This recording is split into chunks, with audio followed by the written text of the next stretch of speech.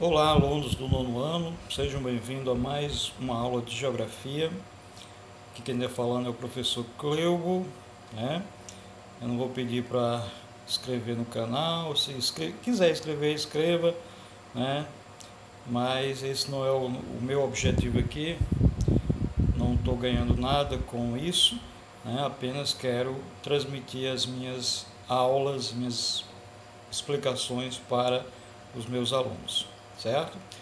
Então, o assunto da aula de hoje, pessoal, será os aspectos da população asiática, né? Vamos falar sobre a demografia asiática. E de cara vocês estão vendo aí logo um mapinha, um mapa do continente asiático, certo? É um mapa demográfico, mapa da população. Percebam aí pela legenda, né, que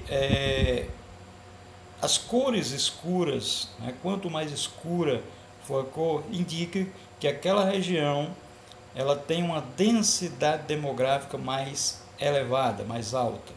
Percebam aí que se destaca dois países em termos de população, a China e a Índia, né, justamente os dois países mais populosos do mundo, né, todos já ultrapassaram a marca de 1 bilhão de habitantes. Então,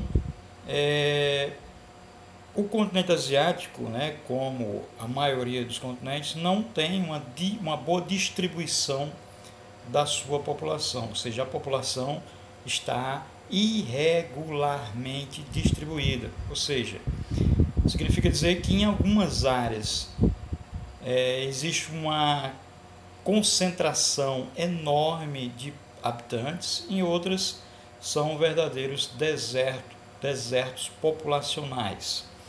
Percebam aí que a região da Sibéria, né, que é exatamente a maior parte da Rússia asiática, é um verdadeiro deserto demográfico, um deserto populacional. Então, é uma região pouquíssimamente habitada, né, devido principalmente às condições climáticas, né? A região da Sibéria é, na verdade, um deserto gelado, temperaturas bem baixas, né, onde predomina o clima frio e até o clima polar na parte norte, e uma região de clima muito hostil, e devido a isso é um predomínio da natureza, e por isso explica a existência de poucas cidades e uma concentração bem baixa de habitantes. No caso, percebam que o sul e o sudeste asiáticos são as regiões mais populosas, onde se encontra a maior densidade demográfica do continente asiático. Percebam também, isso é explicado, né, devido também às condições climáticas. O sul e o sudeste asiático, principalmente aqui a região da Índia e da China, são regiões antiguíssimas, né, historicamente falando, e são regiões de terras férteis, região de grandes rios, certo? E regiões que no passado bem remoto, digamos assim, se destacava pela agricultura, né? Então, regiões de grande prosperidade econômica, principalmente relacionado à agricultura. Então, por isso que ainda hoje são as regiões mais populosas do continente asiático e do mundo inteiro.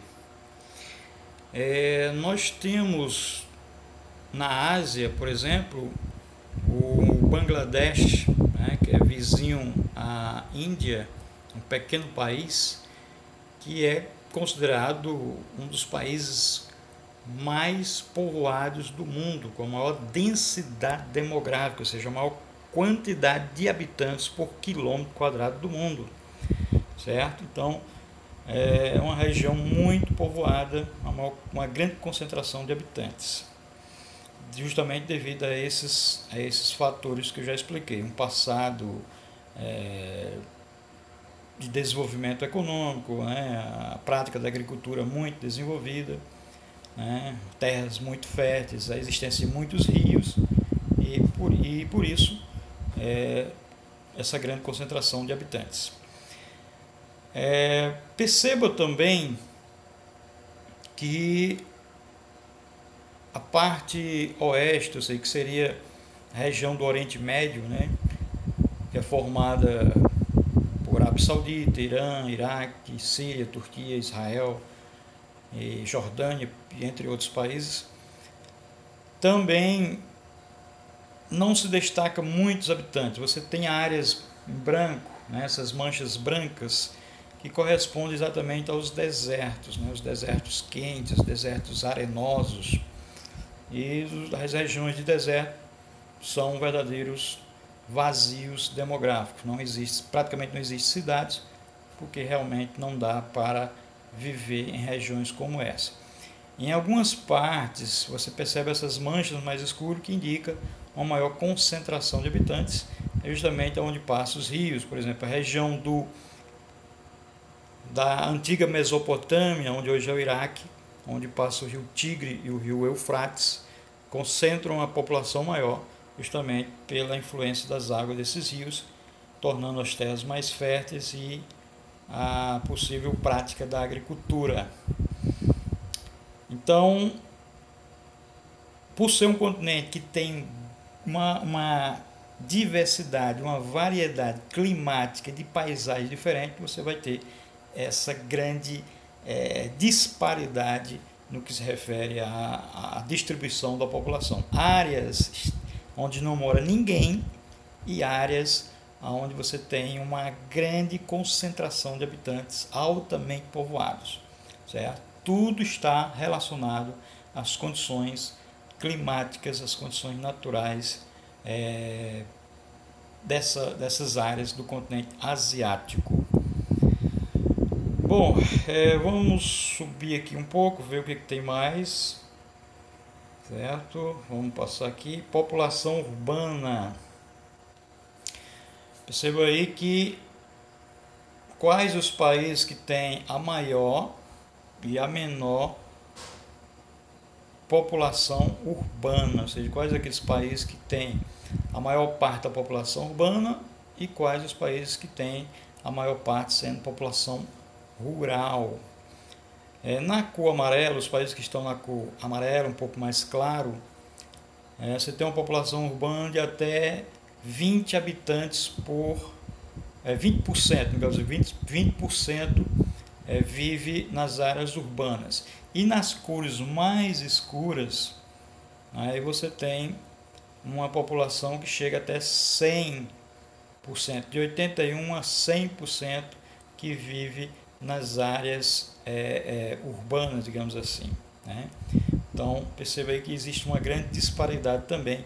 O Japão, por exemplo, o Japão e a Coreia do Sul se destacam como os países cuja maioria da população vive em cidades, ou seja, na zona urbana.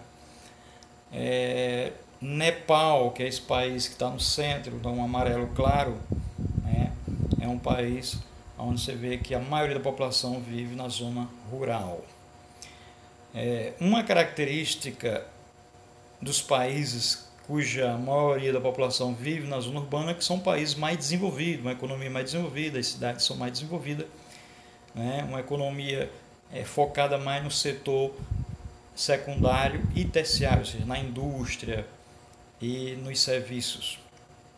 Já os países que têm uma população mais concentrada na zona rural tendem a ser países mais atrasados economicamente, países onde a economia ainda é primária, ou seja, ainda é focada na agricultura e na pecuária e também no extrativismo. Certo? No caso aqui, a Arábia Saudita, ela está em vermelho, indica uma alta população urbana, porque o território saudita ele é, em sua maior parte, deserto, né? Então, nós sabemos que as pessoas não vivem em deserto, então, por isso que há uma concentração muito grande das pessoas que moram nas cidades. Então, como as cidades, elas quase sempre ficam em áreas de oásis ou próximo ao mar, que tem algumas amenidades, água, né, principalmente. Então, na zona rural, ou seja, a zona rural que é deserto, ninguém vai morar lá. Por isso que a Arábia Saudita aí se destaca também como a maior parte da população urbana. Ou seja, na Arábia Saudita e também em Oman, né, ali próximo à Arábia Saudita, quem mora nas cidades, né, tem certas amenidades, e quem não mora na cidade mora no deserto. Então, para morar no deserto é muito difícil, por isso que quase ninguém quer morar no deserto, ok? O que tem mais aqui para a gente explicar? Aglomerações urbanas, aí é o mapa, mas isso aí é um mapa mundial, né? Ele não mostra só o continente asiático, é de forma global. Essas bolinhas laranjas indicam os maiores centros urbanos, ou seja, as maiores cidades, e perceba aí que São Paulo está entre as maiores cidades do mundo em termos de população, né? E perceba também que no continente asiático reúne algumas das maiores cidades do mundo, estão justamente na Ásia, em termos de população, não em termos de, digamos assim, de estrutura tecnológica, etc. Mas em população, a Ásia se destaca, né? Nós temos aí Dhaka, que é a capital de Bangladesh, né? Um país que, apesar de ser um país pobre, subdesenvolvido, você tem uma população muito grande, né? Uma densidade demográfica muito alta, né? E essa é a característica do continente asiático, né? No sul, a região sul, como eu já falei, uma concentração populacional muito alta, e no norte um vazio demográfico, quase ninguém vive lá. Vamos subir aqui um pouco para a gente ver o que tem mais para a gente falar aqui, né? Algumas características das moradias lá, na questão social, né? A maioria dos países asiáticos, né, são países subdesenvolvidos, né? São países mais atrasados economicamente. Vou colocar aqui, com exceção apenas, né, de alguns países que se desenvolveram muito a partir da Segunda Guerra Mundial, que é o caso do Japão, Coreia do Sul, e mais recentemente a China, que vem desenvolvendo muito rapidamente. Mas mesmo assim, a Coreia do Sul e o Japão, que começaram a desenvolver antes, já tem, digamos assim, um equilíbrio social maior, ou seja, existe uma igualdade social melhor, certo? Uma distribuição da renda melhor, uma qualidade de vida melhor por parte da maioria da população no Japão e na Coreia do Sul. No caso da China, que é um país que desenvolveu mais tardiamente, China e Índia, são países que vêm se desenvolvendo rapidamente, o PIB vem aumentando muito rapidamente, mas são países que ainda enfrentam muitos problemas sociais e econômicos, onde a maioria da população ainda vive em precárias condições de vida, vivendo em favelas, em péssimas condições de vida, sem acesso à água tratada, à rede de esgoto, como vocês estão vendo aí na Índia e no Bangladesh, essa realidade através dessas fotos. Eu vou parar por aqui, porque senão o vídeo fica muito longo, certo? Mas quem tem acesso ao livro, leia, porque tem muito mais informações importantes para vocês, certo? Então, pessoal, estarei à disposição para tirar qualquer dúvida, e até a próxima, se Deus quiser.